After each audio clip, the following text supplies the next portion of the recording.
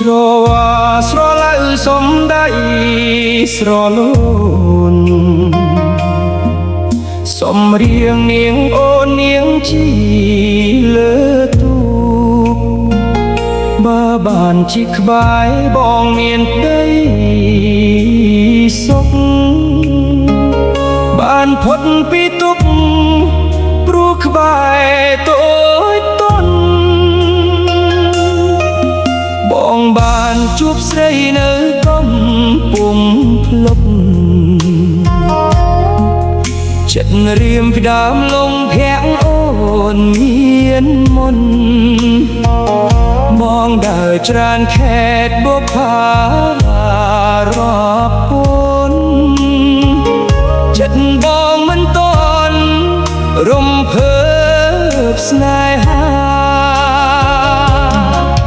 បងបានជួបថ្លៃដូចបានផុតទុក្ខចិនដាស្មប់សុខ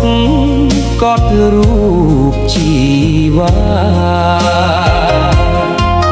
ចង់សាកសួរលេងចូលស្ដីរៀបការខ្លាចក្រែងបផាមានម្ចាស់ទៅហើយគុំកំពុងភ្លុកនៅស្រុកបាគោបើអូនស្ម័គ្របងមិនកន្តើយបើមិនមានគូសូមតែអូនឆ្លើយកែវគុំប្រងអើយឆ្លើយប្រាប់រៀម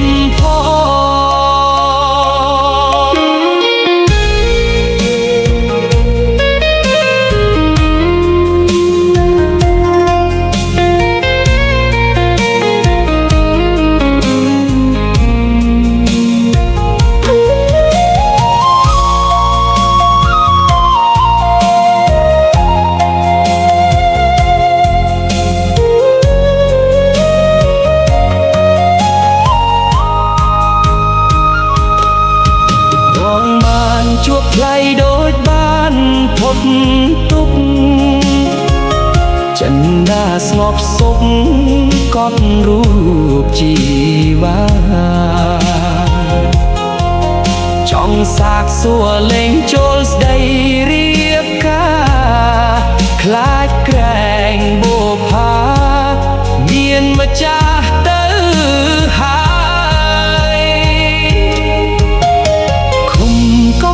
ភ្លុកនៅស្រុកបាគោបើអូនស្ម័គ្របងមិនកន្តើយបើមិនមានគូសូមតែអូនឆ្លើ